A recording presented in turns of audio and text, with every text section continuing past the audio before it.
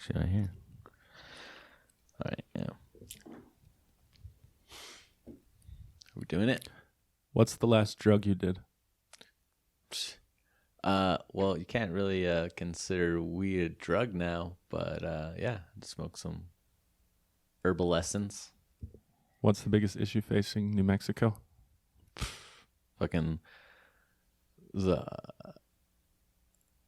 homeless population, but let's get it more direct. Talk about Pete's Place and what their real damn place should be, taking care of that responsibility. I mean, yeah, that's very... Are you saying Pete's Place is failing? Big time. Okay, and that's a shelter in Santa Fe. Yeah, and they have that building tax-free because of the church affiliation. And, they're just not holding their 2 cents. Interesting. Yeah, I'm really pissed off. Along what metrics? How do you know? What are you noticing? Well, businesses are shutting down. Around them? Right. Yeah, there was that dog grooming business that shut down. Interesting.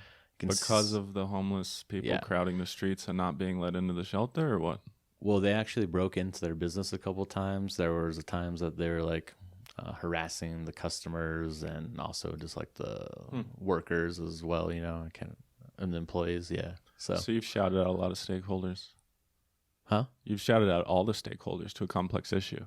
Yeah. Well, I mean, I'm definitely an advocate of the city in the sense of noticing what's going on wrong. And I live in H-Town, which is basically heroin block of Santa Fe, which I see a whole bunch of like common issues go on right there. But this has been interesting seeing how it's growing and growing and growing from this one little block and taking over larger and larger populations. Wow. I mean, so that's a landmark. It's a brand. So either the people that are working it are going to hear this feedback and maybe step up, or somebody else in town. There's so many nonprofit talents. Yeah, what was the fucking dude? Like, all right, so they're nonprofit too, right? Yeah, exactly. No, they got the money to open up a damn soccer stadium, but they don't have enough money to try to think about what we should do as a DIY situations to help the homeless population. Yeah, we could be a leader as a town in like homeless. Get them job. No, and then the other thing not is just spending, like, all right, ingenuity. So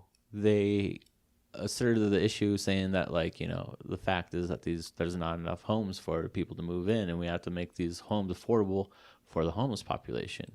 They have a whole other set of issues going on with them. First of all, that doesn't get them even ready to even set their foot into like something more stable for them, because they're just not ready for that, right? And so what happens is already if they do get that sort of chance, they're set up to fail because they can't actually make the rent. So then they're trying to either sell drugs in that place, or it's a common thing. I know way too much about the homeless population than I should, but they sell to other homeless people on the streets a room for the night. So if it's get in there, $10 cheap fee, then boom, they can have a fucking square on the floor. Interesting. I immediately believe it, and I also don't think that's so bad. Sounds like a useful sublet, right? But that's obviously something that we should already be doing with its own sort of dynamic and feel. Like if it's small house community, get a small house community built like Albuquerque is for the homeless people. But then I've heard of that. They were saying too, the homeless people were like, no, I can't keep the rent or something like that. And so the real issue is like trying to get them a job and trying to make sure that they have some sort of, first of all, they don't believe in themselves, so they do need some sort of therapy help to be on like the very first step of everything. But then like therapy becomes money, which then is like some sort of nonprofit for just somebody out there that's willing to listen to these people and just talk to them, because that's really what they fucking want. They just want to I work at the hospital too, right? So I get to see them over there too. And their biggest fucking failure I see at the hospital is like nurses are just like, this person just wants to talk to me. He just wants to talk his ear off. Well, my ear off just about all of his problems right now, and I just don't have time for it. So I just want to say can we get him out of here? And when they do get him out of there, they're usually like just kicking him out, booting them out, and like they realize that they don't they have a foot issue or something like that, and they don't have like a cane or some sort of walking assistance and some even if it's cold, you know, a fucking proper jacket or some shoes, you know, it's Yeah. just like some crazy shit like that. I'm like, damn, dude, like we have some. Yeah, it's interesting to make contact with someone in such high need, but then to release them back to that maybe same a sort of curb. vicious cycle, Depending on the time, time and So I place for think that that's person. like the biggest thing I would really want to take care of, because like I see them at the skate park and like I want them to feel like they're a human being and have any sort of place to be there just like anybody else does. Oh, you skate up here by like in between downtown and the rail yard?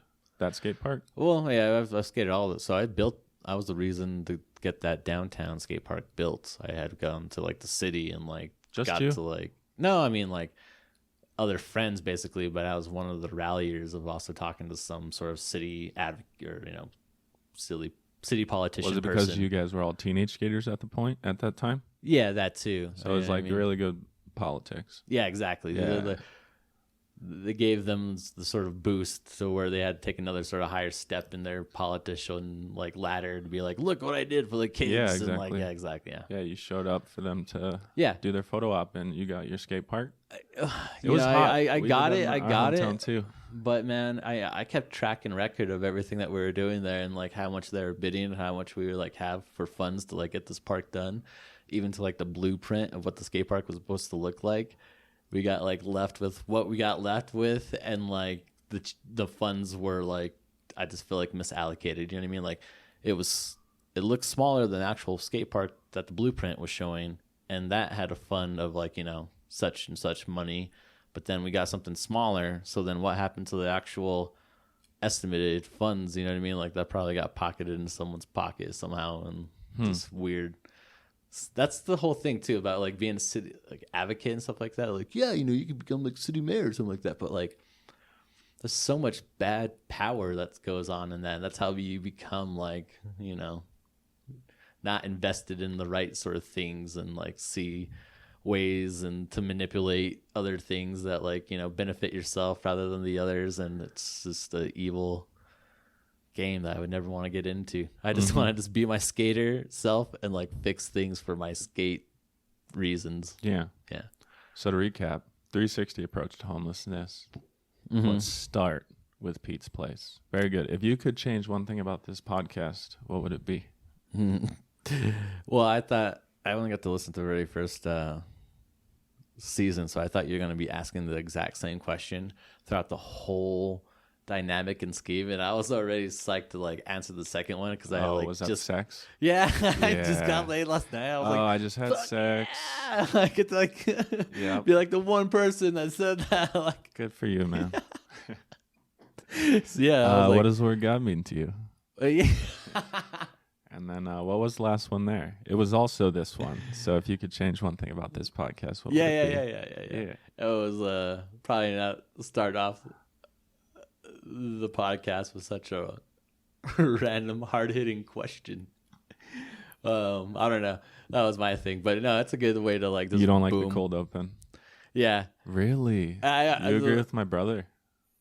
Yeah. You're the only two people that have ever said that. It's a very targeting question when you like ask someone about their like sex life. Yes. You know what I mean? Oh yeah. Well, I dropped that one. That was difficult to listen back to people respond. I thought everyone was going to dodge it, and that would reveal character, how they dodged it. Yeah. But everyone felt obligated to answer. So that was a huge failure, actually, a learning experience. Because I think like once again, you know, you're going for shock value to go for that. You know, well, maybe. No. At the time, actually, I wasn't valuing my guests enough. I was trying to make good radio by putting them on their heels, but I realized I stayed committed to the question, but I realized very quickly that I was in the customer service business for the guest. And Yeah. I shouldn't be asking about their sex life. For journalistic appeal, there's barely... Yeah, it came off very like strong. There's only journalistic appeal if it's meta. But everyone took it literally. Oh, well. Yeah, but you live and you learn. No, it did like come up with some interesting like, you know, topics, and it was great to like actually hear some of these people talk about such like, you know. It was surprising. I thought if you hadn't had sex in more than a year, you would deflect the question. That's something we learned. You had to drop the question. I had to drop the question. Yeah, you're listening to Artists with Brian. I'm Brian. Yes. Here with Hey, Ryan Lawless. Ryan is a comedian Yes. and a man of many day jobs. That's something we're going to talk about today. It's a theme that comes up a lot on Artists with Brian is how do you make your money? How do you sustain producing art, whether that's making money or not? Oh, man. And usually someone's found their niche, but you move from day job to day job. So I think you are a wealth of information on the local level about jobs that you can get and then why some of the jobs you can get you don't like. Okay. But why did I even say that? Yeah, I'm going to cut this part out. No. Season 4 of Artists with Brian is brought to you by the short film Guapo. Stream Guapo free on March 31st. Subscribe now. Channel link in description. Guapo, a fever dream film. Ryan, how many comedians have you slept with?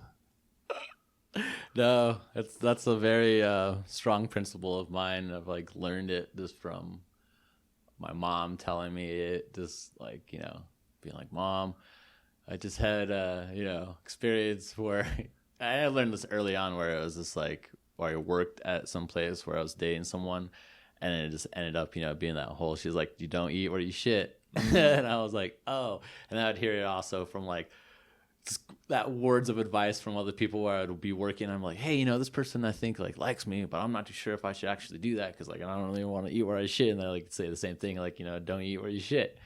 So it's a horrible metaphor to use or analogy, but do you? I mean, sure. I mean, don't date people you work with. That's how I would say it. Yeah. Because which is the shitting part? Don't eat where you shit. What's is work the shit part or having sex? It's like it's two bad options. I like that answer. What was your most excruciating experience on stage? I don't know. Probably even the Tumbleroot show. It's because just recently. It's like always the next one because you're growing, bigger audiences, longer sets. There's times where I definitely captivated the audience and I just realized I've had that moment of just like progression and I felt like, yeah, this is going good. But then there's also, I guess, because, progression isn't just like measured by all your success or like that's how I think one artist had said is just like success is a very like interesting thing to look at. And like more often, like you can see success from like your failures. You know what I mean? Oh yeah, you don't learn if you do too well. You don't learn anything. Yeah, that's for sure. Yeah, so of course that always happens, and a lot of people will ask me like, when they're doing comedy, like, but what if I bomb? And I'm like, well, then it's gonna be a great learning experience. You know what I mean? Because like that's honestly all you can do from it. But so, what do you feel you learned at the Tumbleroot show? Just practice. Like even when you think you have it down in your head, try to learn it another sort of way that makes you almost feel like you don't have it. You know what I mean? And so, well, I was thinking of doing like flashcards, joke titles in out of order, right? Not in the order you're going to do them, right? But that's one thing. But shoot, how long did you end up doing on stage? Because 10 minutes is an eternity. I wonder if everyone else disagrees with me. It was about 12 to 13 minutes. That's so long. I mean, yeah.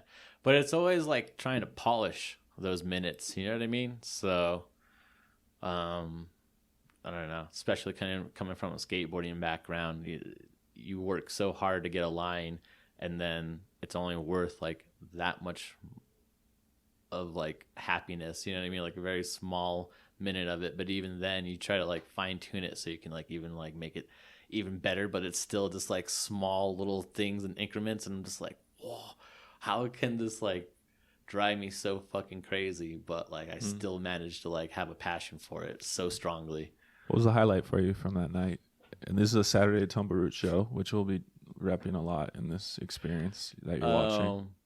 Seeing the people that I saw go there, as like a friend of mine who had always like, say that they were going to go to a comedy show, but then never came to a comedy show. And then finally like they were there and I got to like make a joke that they saw in progression while I was like, trying to perform that one. And then like me captivate it to the audience and have a sort of response where they good. Like, yeah. Like full circle. It came to fruition for you and some of your close friends. Yeah.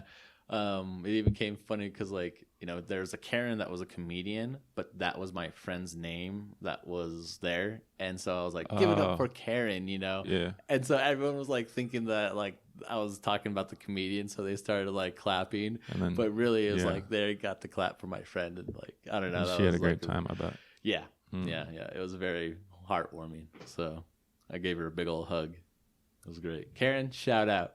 Back Row Pizza. You're the boss. Where do you go for your red chili?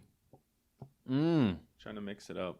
That is a good question. Now, see, that's something I like. Some zig and zag today. I think you had like a question too, like what's like you do like what was between La Choza and something else? Yeah, I said a lot. The trio. Oh, La Choza, the Shed or something. The Shed, and Tomasitas. Oh yeah, Tomasitas. So yeah, in Santa Fe, like, I think like you're likely to pick one of those three, but there's so many options. Yeah, I was about to say that you should just ask the guest. Yeah, you should just ask the guest what's their top 3 Mexican joints in New Mexican restaurants. Well, yeah, give me your Yeah, I will right give now. Me your number Baja one. Taco. Oh yeah, dude. I want them to sponsor this, like, because I just want real small businesses that I actually eat at. Yeah, Baja Taco. We're talking about. They do a lot of business. Yes. So I don't know why they need me. We'll make a plug. We'll just connect you to a new demo. We'll have some tacos always on the show, basically, for the guests. I would eat tacos mid show. Oh, my God. Yes. Take a little taco break, lower the volume for everybody. And people don't know this, but, like, it's OG secret, like, Santa Fe prices. Like, oh, it's still affordable, yeah. Yeah. Inflation hasn't made it into the Baja Taco dining room. I hate news of inflation is not there yet. Because with inflation or just like in general, I hate rich people. But wow, it sounded so snooty the way you said that. Well, I'll give you like exactly the whole like reason where it roots from. But it's like, all right, so a lot of people will be like, like you have to pay for avocado and chips. Like that's always a thing. Like you don't have to. Where do you go to a place where they just give you free avocado and chips? And I'm like. Yeah, you do not know because those places remain like secrets because of you. You're the reason why like we do have to pay prices for everything because like. Wait, us revealing that Baja Taco is a hidden gem? Well, no. Is that going to cause its prices to go up? Well, I mean, so this is how it happens. Really and truly, inflation. I've seen it firsthand. This happen like this with rich people, and it goes like oh, this beer is so good, It's crazy that you're selling it for just this amount of price. I would have paid like $12 for this beer. Yeah. Boom. Let's see if we can do it. Yes. And then next time we sell it, oh, really? That beer's kind of high, but yeah, everyone's drinking it right now. Sure, I'm going to like pay for it, And so they fucking like fall into this gimmick. And it's just like, I don't know. I've just seen so many rich people just pull that sort of thing. And they, they can manipulate it into their own sort of benefit where then they have like stock market value and, and then the everyman can't participate at some point as prices dumb. Go up. And yeah, exactly. It's just, down. Yeah. And it's just like really like, all right. Fascinating. Like you rely on the middle class to fucking pay your taxes of like how this world works. But like, the rich. So in this context, loopholes. What do you think of the four tacos for $5 at Baja? Yeah, man, you can get taquitos for $1.25. Still, really? Yeah, I mean, all those like tacos. Like I think the highest one that they have is like $2.75. But it's a really good one. All right, so that's Baja Tacos. Then let's see. I want to. Name some good ones. I want to say Felixs Tacos just because they have the best salsa format. Salsa format. Like, fun. This is a place that I will actually buy half a pint of their salsa to try to take back home with me. Like 2 of them just so I can actually make the half a pint or the full pint thing work. And yeah, man, they're just fun. You got to, so this That's is cool. this is I've never heard of secret. Felixs. Yeah. You got to get the pico de gallo and you have to get their, picante or like the just like the red chili salsa. It's not a truck, is it? No, it's actually by Muchos on St. Mike's. Yeah. Wow. Yeah, man. Felixs Tacos, have never been there? Oh man, this is gonna be fun. Get there? Yeah. get their chicken quesadilla because they use like real asadero cheese, and so like if you're like not a cheese person, then don't get it because that'll hurt your system. But yeah, dude, they have like legit like the best guacamole too. I'm not fucking around, dude. Like, all right, so then you get like their pico de gallo and their salsa, and then you put it together because it's just like makes like a chunkier sort of salsa, red salsa. Oh, and then like maybe if you want some more cilantro and onions or lime, that's another sort of good bonus. That's amazing. So they have the garnish that Dude, you actually it's making eat. my mouth salivate thinking about it right now. And then I just have to throw out the other one. I'd go with you after. Yeah, no. We definitely should. I don't know if they have their weird schedule though. There's one day I know they're not working. I think they're probably Sunday because they're Catholics. But I don't know. Maybe it is because like most Spanish restaurants have to do menudo on Sunday, and that's like the other thing I'm going to get to is that like I had to find a perfect menudo spot, and that's I think it's called the El Pasano, whatever, but it's like the little Spanish grocery store next to Big Lots.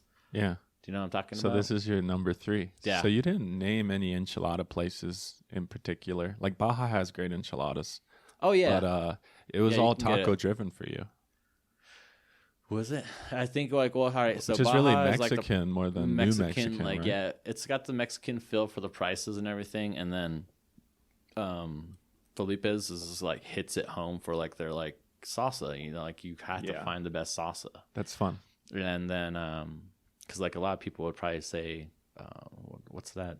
The Flying Saucer, or what's the other one that's like the hottest chili, but and they're like rooted with like. I want to say the Frontier. No, it wasn't the Frontier. I don't know. Anyways, I'm having a brain fire about that one. But the third one that I said was just like a great place is because it's like a real Mexican feel grocery store. You get like all your real like tortilla burners and just all the things that you But just they sell need. tacos like fresh. Yeah, so they in have the like corner. actual like grocery store that's connected with like a meat deli market, and that's also connected with like a kitchen there. Oh, this is fun. Dude. That's a place to visit too. You haven't been there? It's huh? like go to the bank, go to the place next to Big Lots, yeah, get a taco. yeah. If That's you cool. have the Wells Fargo bank, that's your bank. I'm Del Norte Credit Union, a future sponsor, I'm sure. Maybe if I get my mortgage there, we'll cut a deal. Yeah. Also, okay. Yeah, say something else. that's how I was gonna just make the whole format. This is my shit. I'm gonna take over. I want to say a shout out to Homewise. They are horrible. I am like, really? When people are like, All go right. with Homewise, I'm like, really? No. Really? Literally, I did the same thing, right? So I went to go check it out, and like I had like one counselor that was like, lasted there for like probably 1 or 2 years, and then they split and leave. Then they like pushed me to the new counselor that has like almost the same name, but knows nothing about me, and then also has like a foreign accent. So then it's like really roughly hard for us to like both communicate back to each other. It's no problem. Yeah. I'm there, but you have to put work into that. You know what I mean? You can't just be like, just give me a call and let me So it see. didn't work out for you. It's a full-fledged service. It's apparently not profit motivated, and it's helped a lot of people, but it didn't work for you. Yeah, if they want to actually benefit the customers, they have to like be open other than just fucking business hours. Have bank hours. Be like open, 9 to 12 on a Saturday. I missed my meeting today just by half an hour, and You had a meeting for Homewise, yeah, so you would rate them about 3 stars. 1 out of 5. Oh, today you would rate them 1. The game we're gonna play on the show today is called 3-star Yelp review. Yeah, I'm gonna read a Yelp review of Okay. a 3-star I like review these ones. Okay, for a local business. yeah. The category today is restaurant in Santa Fe. This is from Kennedy O about 2 years ago. That's a subtle hint. 2 years ago. Quote, food is overpriced for the quality. Beer is good. Price decent. We had an order of the wings and I was definitely not impressed. I also ordered a flight, which was decent. Service was overall Orders bad. Fights. Service was overall bad. Okay, Kind two of guesses. rude and not attentive. That's it from Kennedy O 2 years ago. Welcome to Santa Fe. 89 reviews for this establishment. Overall average 3.5 stars.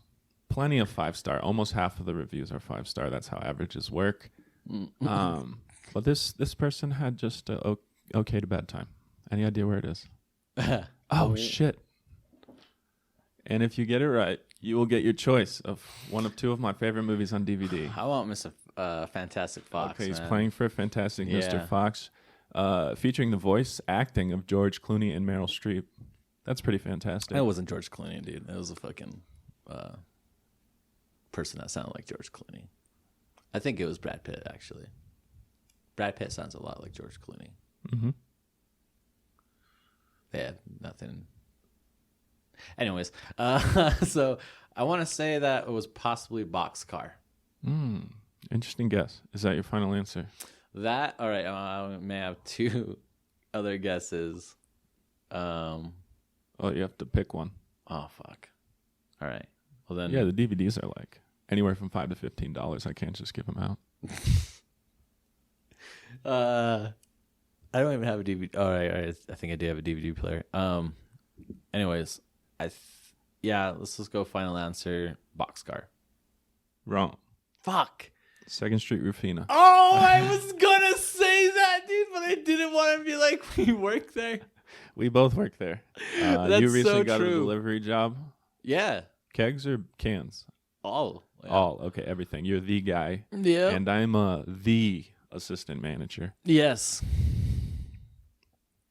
So we doxed ourselves. No big deal. He's not my assistant manager. But I love finding the 3 stars. That one was so mixed. I mean, like, Kennedy didn't even know. It's just plot.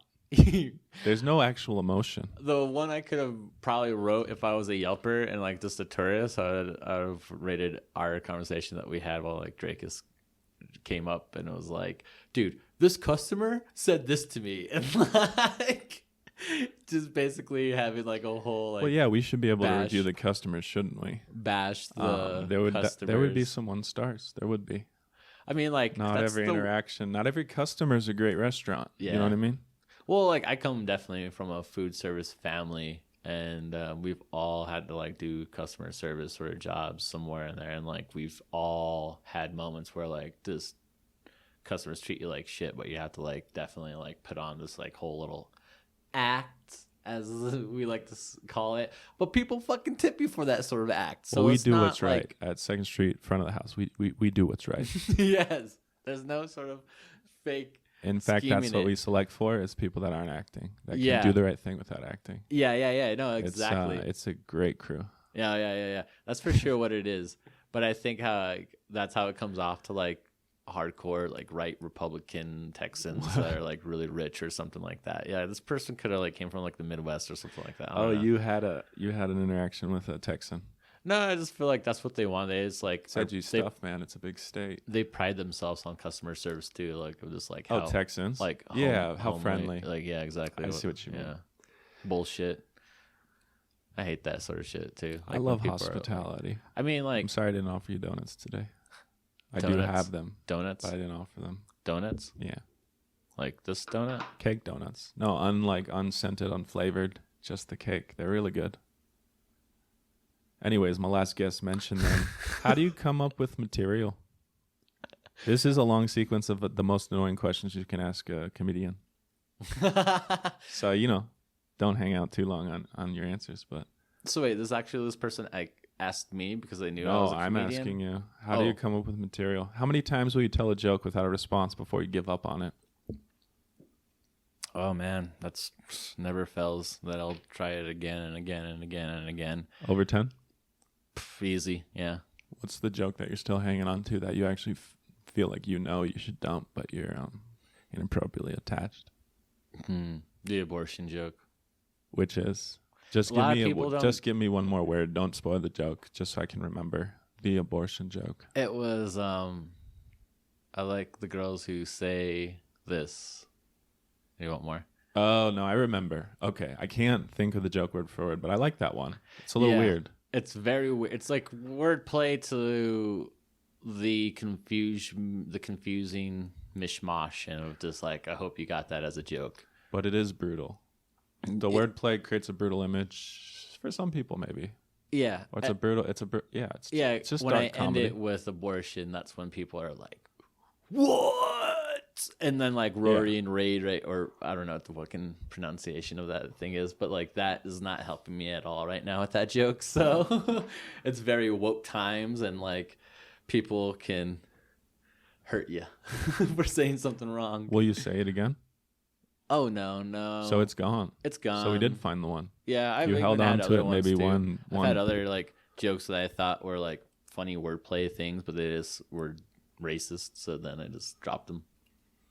Yeah, it's funny how something that seems really nuanced at home alone, when you say it out in front of a crowd, it might just sound flatly racist. Mm-hmm. It's true. I mean, that it might not be that extreme, but it's amazing how how it plays out can be so different than what you expect. You have no ill intent. You mean it to be hilarious because it's some sort of reversal. But it just sounds. I guess Troy Wilson kind of like inspires me to try to do something. He tries a lot, yeah. Well, he gets right there all the time. Like that's like his thing. That's his gimmick. It's almost by the night too. Some things that are like crash and burn will just heat up just right with a different crowd. Man, he's amazing. What's the first time you got paid for comedy? Was the first time? Yeah. That was be funny if I said like that was the first time and last time. Anyways, no. We played a show at Zephyr, and I got everyone to pay like $5 donation. So like they started with just $5, and then like some people would pay like 20, 15, 10, whatever. Whoa. So it like we made funds that night that I could actually give people $20, which seems so fucking like small and under, but like everyone knew at that time the bigger sum of the pot was going towards a Wayward Comedy bank, and everyone was like fine with that, knowing that like we could proceed and buy things that we need, which was a camera. Okay, yeah, I was just gonna ask. So the way you record and broadcast the open mic and the monthly Tumbleroot shows is with that camera. Yeah, well, you have more than one camera. Started with just that show. Now we do. Now we have TJ, the IT guy, but no, that's not really his name. He voiced that he became stressed and overly accumulated by that position of like being the camera guy and editing the videos, that it had became another sort of thing that he like kind of stopped looking at comedy for. And he has to like get back into that mojo of like just So he's just gonna switch to a performer. Yeah, so he's gonna stop recording. Jokes and everything. Yeah, cool. Which is great. Yeah, exactly. We want that. What's the last time you got paid for doing comedy? Just at the Tumbleroot show. Yeah, we got paid $40 that night, so that was cool. That's wow. Yeah, we're increasing it, and then like what we just said was just like, well, we actually should pay the people that are involved, such as being the camera people. So if we do have camera people that night, you're really splitting up the pot, and then is a big chunk still going to Wayward Comedy? Yeah. Well, so club. Like 10% goes to the comedians, and then like it's split up 50-50 between the venue and us. Wow, so a huge chunk then. Yeah. I mean, some like 40 I don't know odd the exact percentage, but that's what it basically is. After it's a smaller expenses percentage or towards whatever. Comedians, forgivenly. And I mean, like, like a lot of people. I don't like naming names, but like, some people like will come up to me and being like, "Oh, that's not very attainable to like just make $40 for a comedy show." But like, first of all, we're a catalyst of comedy. It's not like we are a actual comedy venue that's that has some sort of business behind it, that has some sort of bank entity behind it that can be like, oh yeah, we're going to pay you this. But we're hopefully getting to a point where we would all love to be paid, not even just... I see. You could guarantee a certain amount of money for the headliner because you know if you don't sell that at the door, you have it in a savings account. So you could start playing that game. Exactly. Playing that game in the future. Yeah. Interesting. So it's a lot of work, man. Yeah, so if you take that gig, you're trying to grow the business. You're trying to grow the marketplace of Santa Fe comedy. Because $40 is just it's a stipend. Yeah. It's out of respect. It is. I mean, I don't know. I guess at an hourly rate, if you've already done all the writing and performing, I tell a lot of people it's just like kind of like your first merit badge, or like a Boy Scout badge, or I don't know, whatever sort of badge, you can kind of see it as. But like, first of all, people give you a sort of praise because you have the guts to go up on stage and even tell a joke and make sure that like someone can laugh about it. But then when you actually take that next step of like getting paid to do one of those jokes and then made him laugh, that's the other sort of like being like, okay, now it's on. Now the fucking fire's lit. Now you're gonna like try to like, I don't know. The craziest thing to me about the Tumbleroot show, in terms of stakes and level, is the audience size. Man, that was a large and it hasn't been dented. Did you see that? People are still showing up. People are curious. People want to see it go down. It was 200 people that night, dude. It was. That's what I heard. Yeah, I always say like I tell people around town when I talk about it about 150. Yeah, I thought I was kind of inflating, but it's good to hear that like it hit 200 that night. Because I would have said that was solidly 150. Didn't realize. No, we have Anna as the doorkeeper, and she's Chip's girlfriend, boyfriend, partner. And anyways, she has a just like the economics sheet of what she's filling out and how like she's keeping track of everything, and a clicker of how many people are actually paying at the door. So wow, so 200 people paid. Yeah. Wow. So what are you gonna do with all that money? It's going towards progression. That's all it is. Like we just. So are you guys like a 501c3? Are you a LLC or what? It takes first of all a board to enter into that, and I think a lot of us are curious of taking that next sort of step, but it's a very serious like responsibility step. It is. It makes. Maybe the wrong idea because it's less fluid. There can't be new leaders if some of you guys depart. And that's the thing about it, where it's just kind of like, I don't know, too. It kind of gets oddly like ugly with that sort of thing, like with board members being like, who's in, who's out. It's who puts money into it, who doesn't. Well, that's why I love promoting the open mic. My fans will know I promote it excessively because it's so open. Yeah, there's no. You can get booed off the stage. I did see that once. And that was pretty cool. So it is possible that the mic gets taken away from you. Don't go like nuclear. Yeah. But you can pretty much do whatever you want. You can have any skill level. And it's sort of like the minor leagues. It's where you can test your mettle and improve. So I forget why we came up with that show, but what were we just talking about? Man, the last thing the first question I think you asked me and we didn't even get to is like the jobs that I have, and we'll wrap it up at the end. Maybe we'll put that in it. But while we're on the topic of Wayward Comedy, I know it as a YouTube channel where you can see open mic clips. Yeah, those are my most fun. I know it as an open mic Wayward every Comedy. Wednesday at 8 p.m. This is at Chili Line. Yeah, we're trying to open up the whole merch account and actually have sell things. Merch. Cool. Yeah, sell merch. So. The only comedy brand in Santa Fe. Shout out to Izzy. We're getting your position filled. And then I know it as the open mic. So I know it as the monthly Tumbleroot showcase, which is Saturdays. It has always been Saturdays around 8 p.m. Yeah. It's always been 8 p.m. 8:30. So those are monthly. So it's like these three things. The digital face, the open mic, just that easy come, easy go, turnstile, and then the showcase where the best of the town gets seen. We're working. Okay. But what else is Wayward Comedy to you? Dude, you know how they say the body before the soul leaves it weighs a few ounces more. What else is there? What is Wayward Comedy? It's definitely a comedy venue where it's going to be everlasting. It's not going to just be us. You know what I mean? It will have its I'm going to pronounce this wrong, resonance, where each and every generation takes its, flame, or like the holding the flame, and like, all right, we're doing this now. We're doing new sort of Wayward Comedy. And I mean, like, it's hard saying that like that would actually keep on going, and but at the end of the day, it's like I like that people want to see comedy, especially in a small town that has like the right sort of number of people and things to do, but like not enough things to do to like be like, all right, this is something I want to see. Yeah. So it works out nice and well, and who knows, like things might change someday and it just might, collapse. But I had a great I'm having a great run.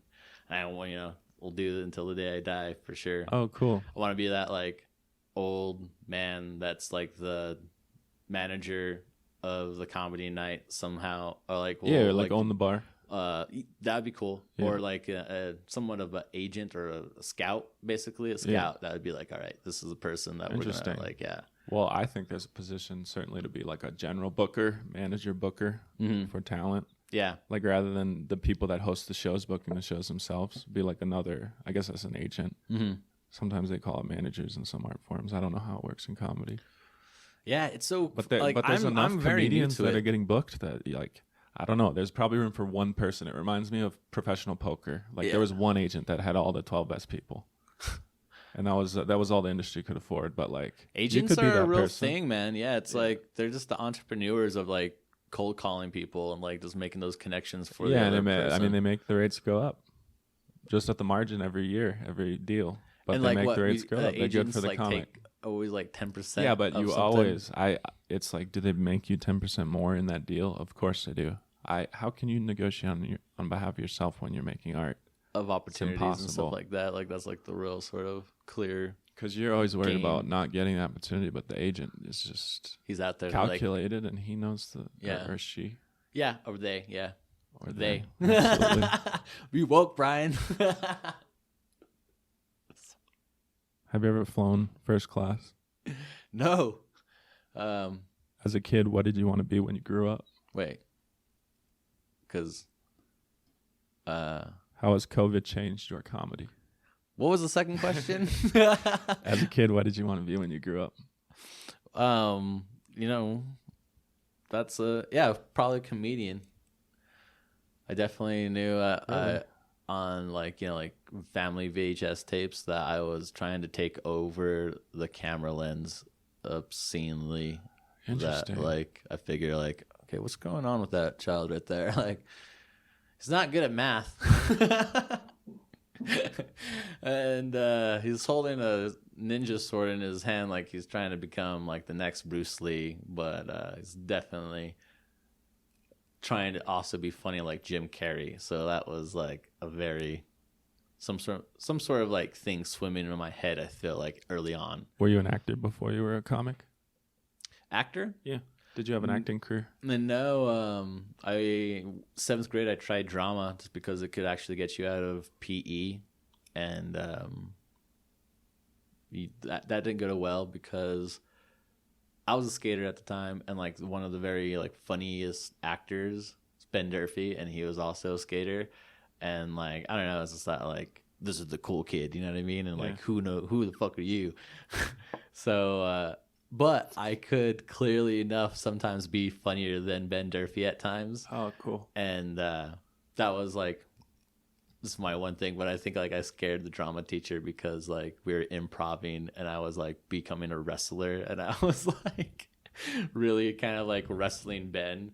And like the teacher was just like, you're not going to be acting in the next drama class or whatever, like like kind of really because you didn't have the right. He'd always give me really small parts, and I just felt like, you damn bastard. That's cold.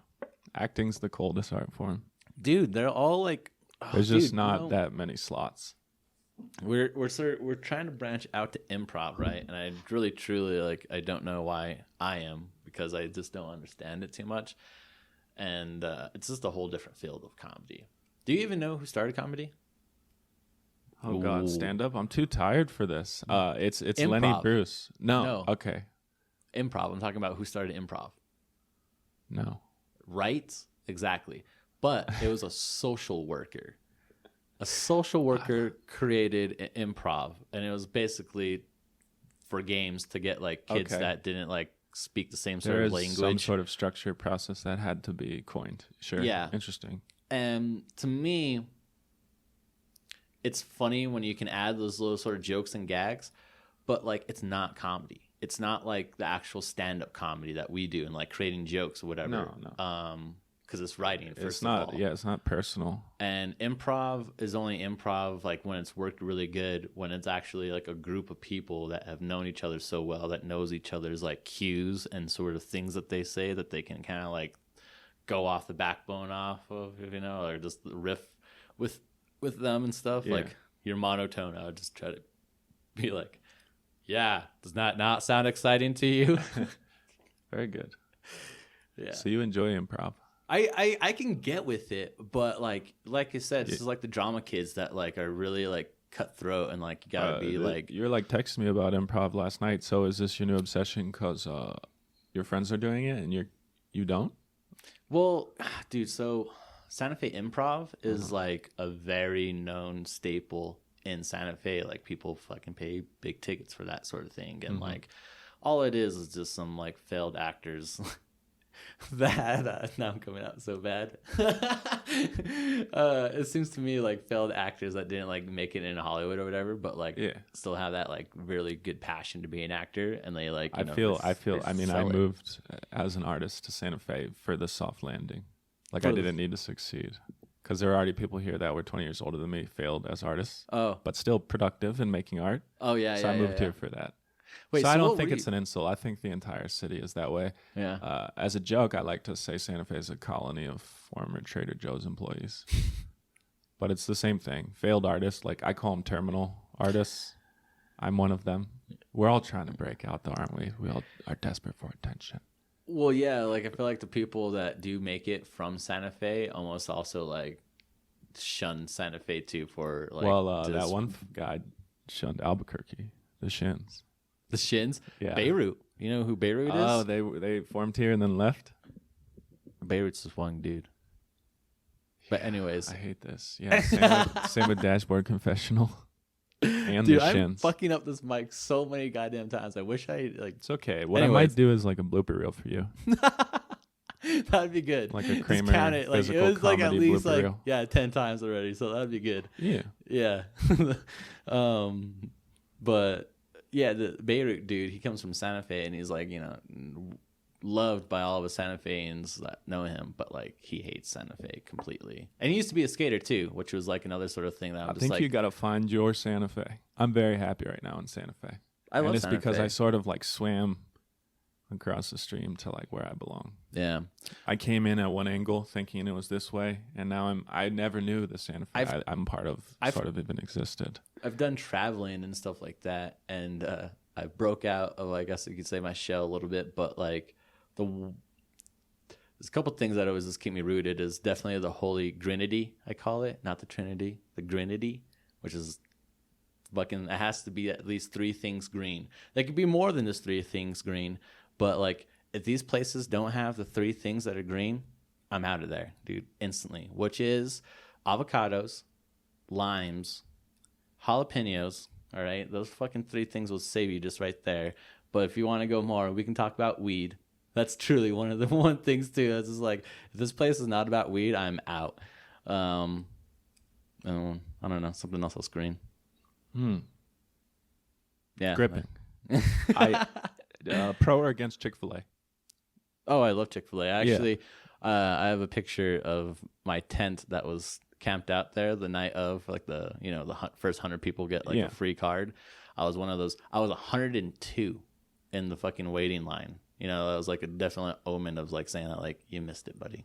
But I fucking stayed out there that night, and it was the fucking windiest night in Santa Fe we've probably ever fucking had. And people left. They're actually getting their tent bags and like saying, you know, fuck it, I'm out. Should chicken be post-political? That's very, right? I don't think it should. I feel like if I just want a good politics chicken, can find their way into everything. You said it should be political or no? No, I don't feel like it should be political. Some things are about politics. Yeah, exactly. Fried chicken could be one of them. Definitely is. Yeah, if you have a good recipe. Beautiful. Let's go to a question from a guest from season 3. So this is a little surprise. I believe it is oil painter Rachel Papauser. Okay. Check out her episode 20 some odd. I will. Rachel Papauser. I guess what is it about art or your art? That's a cool name. You can make a drink. You got to put your headphones on to hear this. I'm sorry. Yeah. I didn't even know her name is quite distinctive. And she sells a ton of art. Thank God you didn't actually give me these before the show, because I don't really feel comfortable wearing headphones like this. Like, I feel like a step back in the past of 2000 where I had like Sony headphones like this. These are so affordable that they creak. It's kind of insane to wear them, but they make me feel better about myself. Here we go, Rachel Pop House. Practice. Oops. Started from the beginning. I did, and Brian. this is weak sauce. What's this thing here? Like, is these like It's jokes? fan questions. I need to pee, so what we'll do is we'll start this from the beginning when I get back. Okay, break. Podcast moment break.